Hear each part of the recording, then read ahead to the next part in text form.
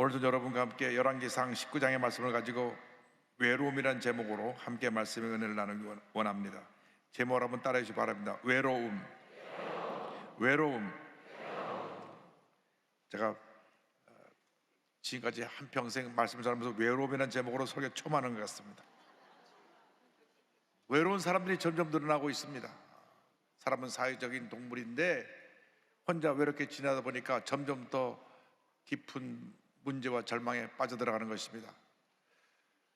우리가 지난 3년 동안 코로나로 인해서 큰 어려움을 겪었습니다. 그런데 코로나를 겪는 동안에 코로나로 인해서 죽은 사람보다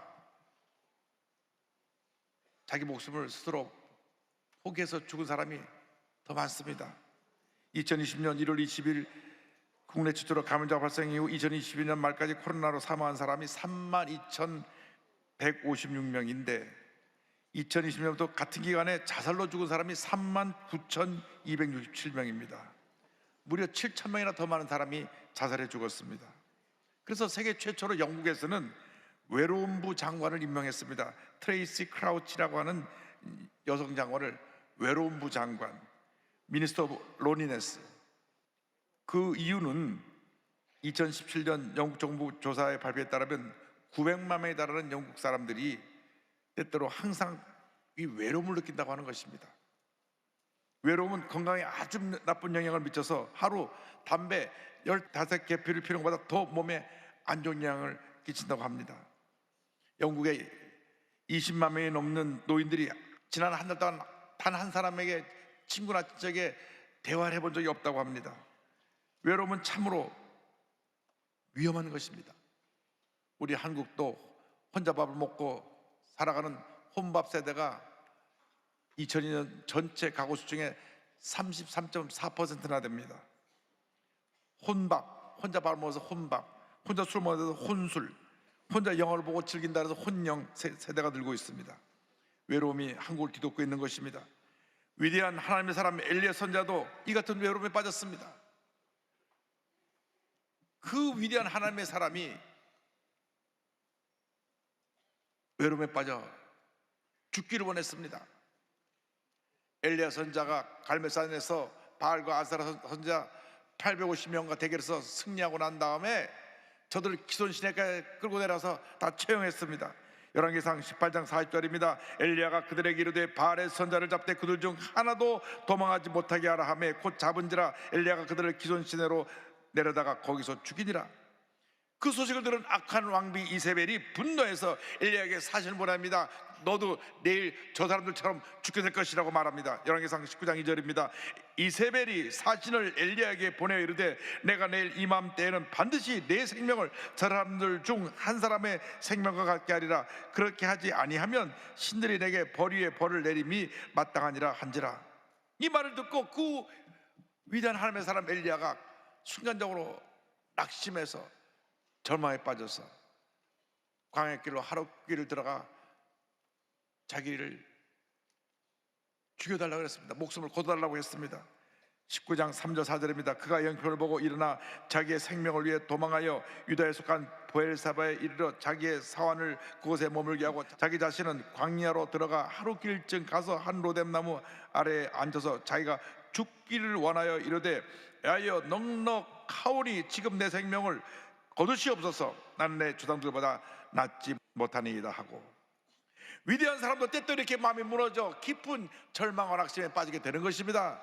조기 목사님께서 이 여의도 성전을 지을 때 당시 유류파동이 와서 공사가 몇 년 동안 중단됐습니다. 철골구조는 세워져 있는데 빚은 쌓이고 공사는 지연되고 얼마나 마음의 고통과 절망이 컸든지 목사님 나중에 이 성전 지을 때 어려움 얘기하면서 이 철골 밑에서 엎드려 기도하면서 차라리 철골이 무너져 내려서 내가 죽었으면 좋겠다고 생각한 적도 있었고, 또 전아버지 7층에 계시는데 뛰어내려서 내가 죽었으면 좋겠다 생각한 적도 있었다고 말씀했던 기억이 납니다. 누구에게나 절망의 때, 고독의 때가 다가오는 것입니다. 그런데 우리가 절망의 때, 절망을 바라보고 있으면 우리 스스로 무너질 수밖에 없지만은 이 절망의 때가 우리에게는 주님을 바라볼 때요, 문제를 주님 안에서 해결할 때인 것을 라는 것을 잊지 말게 되기를 바랍니다. 우리 인생의 마지막은 하나님의 놀라운 역사의 시작의 순간이라는 것을 잊지 말길 바랍니다. 아무리 우리에게 절망이 깊고 어려움이 우리에게 엄습해 왔다고 할지라도, 차라리 죽었으면 좋겠다 하는 그런 고통에 한계에 처했다고 할지라도 절망을 바라보고 문제를 바라보지 말고 문제 해결자 대신 우리 주님을 바라봐야 되는 것입니다. 주님을 바라볼 때 주님께로부터 우리에게 은혜가 임합니다. 치료가 임합니다. 회복이 임합니다. 하나님의 축복이 우리 마음 가운데 임하게 되는 것입니다. 시편 42편 5절에 이와 같이 하나님 앞에 기도했습니다. 내 영혼아, 내가 어찌하여 낭심하며 어찌하여 내 속에서 불안해하는가? 너는 하나님께 소망을 들어 그가 나타나 도우심으로 말미암아 내가 여전히 찬송하리로다. 낙심하여 불안해하지 말고 하나님만 바라봐라. 하나님만 의지하라. 하나님께 소망을 들라고 시편 기자가 고백했습니다. 그렇습니다. 우리가 절망의 때 환경을 바라보고 자신을 바라보고 낙심하고 무너질 것이 아니라 문제 해결 대신 주를 바라보고 다시 꿈과 힘을 가지고 믿음으로 일어나야 되는 것입니다. 엘리야가 광야에서 하룻길 들어가서 그곳에서 쓰러져 잠이 들었습니다. 열왕기상 19장 4절입니다. 자기 자신은 광야로 들어가 하룻길쯤 가서, 성경은 말씀합니다, 광야로 들어가 하룻길을 갔습니다. 광야는 쉴 것도 마땅치 않고 마실 것도 마땅치 않고 척박한 땅, 그 어디 하나 평안한 안식을 누릴 수가 없는 곳입니다. 때때로 우리 모두가 이렇게 외로운 광야길을 갑니다. 믿고 의지할 사람도 없고 어디 마땅하게 내가 마음 편하게 쉴 것도 없고 무엇 하나 의지하고 기대할 것도 없는 그러한 광야길을 가기도 하는 것입니다. 성경을 보면 모세가 40년 동안 광야에 살면서 외로움 속에 주님만 바라보고 의지하고 나아갔습니다. 인생의 모든 꿈이 다 사라지고 80세가 되었을 때 하나님이 모세를 부르신 것입니다. 꿈 많은 요셉이 17살 때 노예로 팔려가서 14년 동안 광야 같은 험한 인생길을 살았습니다. 그러나 그 절망의 상황에서 고통과 괴로움의 현실 속에서 오직 주님만 바라보고 의지했습니다. 다윗이 약 14년 동안 사울왕을 피해서 광야 이곳 저곳을 떠돌며 고통과 괴로움의 시간을 보냈습니다. 그 절망의 때 그는 주님을 바라보고 주님과 동행했습니다. 예수님도 공생을 시작하실 때 40일 동안 광야에서 금식하시며 하나님 앞에 엎드리시고 본인이 주신 사명을 다시금 재확인하고 하나님의 귀한 사역을 시작했던 것을 우리는 기억합니다. 우리 모두가 때때로 광야길을 갑니다. 광야는 외로운 것입니다. 이렇게 나 홀로 서 있는 것입니다. 그러나 그때 외롭게 나 홀로 서 있을 때 사랑의 주님을 찾아오십니다. 아무도 나를 찾아오지 않으려고 나 혼자 절망의 자리에 내동에 져서 탄식하며 눈물을 흘릴 때 주님을 찾아서 우리를 그 품에 안아주십니다. 우리의 상처를 어루만져 주시고 우리를 위로하시고 우리 마음에 평안함을 허락해 주시는 것입니다. 광야는 세상과 단절된 곳입니다. 사람의 소리가 없는 것입니다. 광야는 핸드폰도 터지지 않고 TV도 볼 수 없고 SNS도 볼 수 없는 것입니다. 우리가 너무나 많은 소리를 듣고 삽니다. 필요 없는 얘기가 너무나 많이 들려옵니다. 뉴스를 보면 너무나 우리를 절망케 하는 뉴스가 계속해서 올라오고 있습니다. 때때로 우리는 광야로 나가야 됩니다. 이 세상의 모든 것을 다 끊어버려야 됩니다. 때때로 우리는 기도골에 들어가서 하나님 앞에 엎드려 기도해야 됩니다. 주님, 나를 이 절망의 자리에서 건져주시고 이 어려움 자리에서 일으켜 주셔서 주님 은혜로 내가 모든 어려움 이기고 승리하게 하여 주옵소서. 여러분이 엎드려 기도하고 주님 앞에 여러분의 모든 소원을 간절히 아뢰 때 하나님께서 우리 기도를 들으시고 응답해 주시는 것입니다. 광야의 훈련은 우리의 속사람을 강건하게 합니다. 광야 훈련은 우리가 사람을 의지하지 않고 하나님을 의지하게 하며, 광야 훈련은 우리가 외로움에 혼자 서서 주님만 보러 나가게 하는 그런 하나님의 은혜가 임하게 되는 것입니다. 주님께서 나의 연약함과 나의 부족함과 나의 아픔을 보시고 긍휼히 여기시고 사랑의 품에 우리를 안으시고 우리에게 위로와 평안함으로 사랑과 치료와 용서로 은혜를 베풀어 주시는 것입니다. 다윗이 광야에서 부르짖었습니다. 시편 63편 1절입니다. 하나님이여 주는 나의 하나님이시라. 내가 간절히 주를 찾되 물이 없어 마르고 황폐한 땅에서 내 영혼이 주를 갈망하며 내 육체가 주를 앙모하나이다. 어떤 문제 어려움이 다가와도 우리가 광야길을 가고 있어도 외로움 속에서 주님만 바라보고 믿고 의지하는 여러분 모두가 되길 바랍니다. 주님만 바라보고 나가십시오. 주님만 의지하십시오. 주님이 여러분을 도와주시고 함께 하시고 모든 어려움에서 승리하게 만들어 주실 것입니다. 엘리야가 광야길을 하루가 길 들어가고 나서 로데나무 밑에 쓰러져 잠이 들었습니다.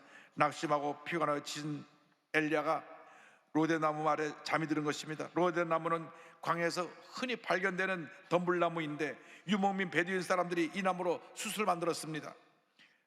엘리야가 로데나무 밑에 쓰러져 잠이 들었을 때 천사가 그를 어루만지고 그를 위로하여 음식을 주어 먹게 했습니다. 19장 5절 6절입니다. 로데나무 아래에 누워 자더니 천사가 그를 어루만지며 그에게 이르되 일어나서 먹으라 하는지라. 본즉 머리밭에 숯불에 구운 떡과 한 병 물이 있더라. 이에 먹고 마시고 다시 누웠더니 로데나무 아래에 누워 잘 때 천사가 그를 어루만져 주었고 숯불에 떡을 구워놓고 마실 물을 준비해 주었습니다. 엘리야가 숯불구이 떡과 물을 먹고 힘을 얻어서 마음의 평안함을 갖고 다시 누워서 쉴 수 있게 되었던 것입니다. 이 로데나무는 우리의 유일한 안식처요, 우리의 쉼터인 예수 그리스도의 십자가인 것입니다. 십자가 그늘 밑에서 우리가 말씀의 떡과 성령의 생수를 마시면서 재충전하고 마음의 평안함을 얻을 수 있게 되는 것입니다. 찬송가 415장에 이와 같은 가사가 있습니다. 십자가 그늘 아래 나 쉬기 원하네. 저 햇볕 심이 뜨겁고 또 짐이 무거워 이 광야 같은 세상에 늘 방황할 때에 주 십자가의 그늘에 내 쉴 곳 찾았네. 여러분, 십자가 그늘이 우리가 쉴 곳입니다. 세상 그 어디 안식처가 없습니다. 예수님 십자가 그늘만이 우리의 안식처입니다. 십자가 그늘 밑에 엎드려 주의 도우심을 간구하시기 바랍니다. 주님, 나를 불쌍히 보시옵소서. 내가 이와 같은 어려움에 처했습니다. 우리 가정에 이런 문제가 생겼습니다. 사업이 무너졌습니다. 믿었던 사람들이 배신했습니다. 주님, 내 몸이 너무 아파서 지금 누워 있습니다. 주님, 나를 불쌍히 보시고 나를 이 절망의 자리에서 일으켜 주옵소서. 부르짖어 기다리는 여러분 모두가 되기를 바랍니다. 십자가 그늘 아래 나 쉬기 원하네. 저 햇볕이 뜨겁고 또 짐이 무거워 이 광야 같은 세상에 늘 방황할 때에 주 십자가의 그늘에 내 쉴 곳 찾았네. 사랑의 주님, 우리를 부르고 계십니다. 수고하고 무거운 짐자들아 다 내게로 오라. 내가 너희를 쉬게 하리라. 수고하고 무거운 짐자들아 다 내게로 오라. 다 내게로 오라. 내가 너희를 쉬게 하리라. 주님만이 우리의 안식처요, 주님만이 우리의 모든 문제 해결을 가져주실 유일한 분이시라는 것을 여러분 잊지 않게 되기를 바랍니다. 주님만이 우리의 유일한 희망입니다. 주님만이 우리의 생명입니다. 주님만이 우리의 능력입니다. 주님께서 우리의 지치고 상한 마음을 위로해 주시고 우리의 병든 육체를 고쳐주시고 절망의 상에서 우리를 건져주시는 것입니다. 주님만이 우리의 모든 것이 되십니다. 다윗이 이같이 믿음으로 고백합니다. 나의 힘이신 야훼여 내가 주를 사랑하나이다. 야훼는 나의 반석이시요 나의 요새시요 나를 건지는 이시요 나의 하나님이시요 내가 그 안에 피할 나의 바이시요 나의 방패이시요 나의 구원의 뿌리시요 나의 산성이시로다. 주님만 바라보고 믿고 의지하는 여러분 되기를 바랍니다. 주님만이 우리의 힘이 되십니다. 주님만이 우리의 모든 것이 되십니다. 주님만이 나의 생명이 되시고 능력이 되시고 나의 구원자 되시고 치료자 되시고 내 삶의 유일한 안식처가 되시는 것입니다. 주님을 떠나서는 우리는 아무것도 할 수 없습니다. 주말에서 참된 평안과 안식을 누리며 살아가는 여러분 모두가 되기를 바랍니다. 여러분, 우리가 때때로 외롭고 힘들어도 그 길이 절대로 우리에게 문제 어려움을 갖다주는 길은 아닙니다. 오히려 하나님께 더 가까이 나가는 은혜의 길이 되고 축복의 길이 된다는 것을 잊지 않게 되길 바랍니다. 의사로서 한평생 힘들고 어려운 길을 갔지만 정말 고귀한 삶을 살았던 최근에 교사로 돌아가신 주석중 교수님을 소개하기 원합니다. 목숨이 다하는 그날까지 한평생 외롭게 가장 힘들 고난도 수술인 대동맥 박리 수술로 수많은 죽어가는 환자들을 살리고 하나님께 영광 돌리다가 세상을 떠난 주석중 교수님, 이 수술은 너무 힘들어서 의사들이 이 수술을 하려고 하지 않는데 이분은 자처해서 죽어가는 사람들을 살려내고 하나님께 큰 영광을 돌린 귀한 교수님입니다. 대동맥 박리 등 대동맥 질환, 대동맥 판막 협착증은 응급수술이 작고 의사인력이 많지 않은 전문 분야에서 이 주 교수님의 그 헌신은 대체 불가능한 의사, 이 같은 의사 선생님이 없다고 얘기를 했습니다. 그가 세상을 떠나자 국가적으로 큰 손실이다, 소중한 분을 잃어버렸다, 의료계 큰 별이 아쉽게 떠났다고 얘기하며 애도했습니다. 주석준 교수님은 1988년 연세대학교 의과대학을 졸업하고 세브란스병원 흉부외과 전공 의를 수료하고 난 다음 1998년 서울 아산병원 흉부외과 전임으로 2005년에는 미국 매사추세츠 의사 면허증을 취득하고 같은 해 하버드대학교 의과대학 버밍햄 여센터의 심장외과 임상 전문의를 거칩니다. 2020년에 대동맥 질환 전문단팀을 꾸려서 치료하기 시작한 이후 고난도 수술인 대동맥 박리 수술 성공률 98%까지 수술률을 높여서 죽어가는 수많은 사람들을 살렸습니다. 남다른 희생정신으로 응급 상황이 많은 대동맥 수술을 치료하기 위해서 병원에서 10분 거리에 살면서 24시간 대기하면서 늘 병원을 오갔습니다. 그렇게 바쁜 와중에도 교회 집사님으로 서울 송파구 주님의 교회 성가대 새벽반으로 찬양을 하면서 주님을 섬겼습니다. 지난 6월 16일 병원 앞 아파트 교차로에서 횡단보도를 건너다가 우회전하던 덤프 트럭에 치여서 그 사고로 세상을 떠나셨습니다. 우리가 법을 바꿔서 지금 우회전할 때도 꼭 섰다가 돌라고 했는데 새벽이니까 그냥 확 돌아가지고 횡단보도를 건너는 분을 치여서 죽게 했습니다. 바로 병원 눈앞에 두고 세상을 떠난 것입니다. 자신의 죽음을 예감이라도 한 듯 사고가 있기 얼마 전에 아내에게 이런 이야기를 했다고 합니다. 나는 지금껏 원 없이 살았다. 수많은 환자들을 수술해서 잘 됐고 여러 가지 새로운 수술 방법도 좋았고 하고 싶은 연구도 하고 쓰고 싶은 논문도 많이 썼다. 하나님께서 내려주신 소명을 다한 듯하여 감사하고 행복하다. 오로지 환자 돌보는 일과 연구에만 전 전력을 다했습니다. 수많은 논문도 썼고 또 시간 되는 대로 새로운 수술법을 해서 연구를 하면서 급한 환자들을 치료하는 일에 앞장섰습니다.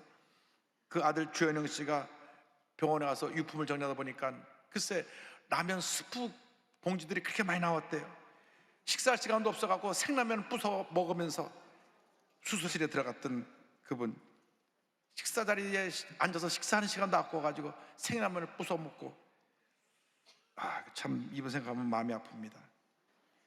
그 주현영 씨가 남겨진 라면 스프를 보면서 오로지 환자 돌보는 일과 연구에만 전전력을 다하시고 당시의 몸을 돌보지 않던 평소의 아버지 모습이 느껴져 너무나 마음이 아팠다고 합니다.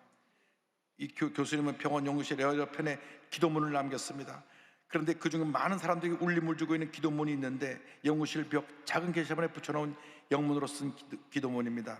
But what can I do in the actual healing process? Absolutely nothing. It is all in God's hand. 그러나 실제 치료 과정에서 제가 무엇을 할 수 있습니까? 아무것도 없습니다. 그 모든 것은 하나님의 손에 있습니다.